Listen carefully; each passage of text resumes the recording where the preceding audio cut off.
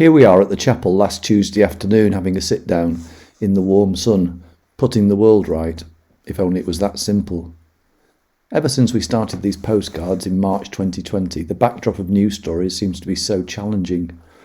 From a pandemic then to a cost of living crisis now, we see a widening gap of inequality, and the political discourse seems to frequently lack compassion. And if we look beyond our own local and national context, we see the effects of war, hunger and climate change. All a bit tough for a Monday morning, but God help us if we're not paying attention to what is going on, or if we grow weary or numb by the news. In the Old Testament, we find a delightfully named prophet called Habakkuk. He kicks off in the first chapter with a few questions that might form part of our prayers at this time. O Lord, how long shall I cry for you for help, and you will not listen? Why do you make me see wrongdoing and look at trouble, and justice never prevails? Maybe it's some comfort this morning that our current predicament and the world's hard-to-answer problems are reflected in such words from this ancient prophet.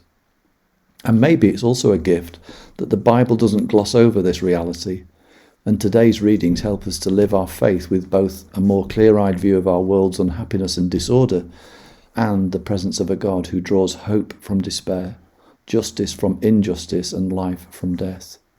And maybe our holy huddles, churches, should not be enclosed circles, but expressions of hope and hospitality, available to whoever our neighbours are, a place for strangers and a beacon of light that overcomes darkness. God, Creator, Word and Spirit, you call us together in our inadequate diversity to reflect your perfect community in our world. Be among us today that we may express your holiness in our ordinariness. Amen.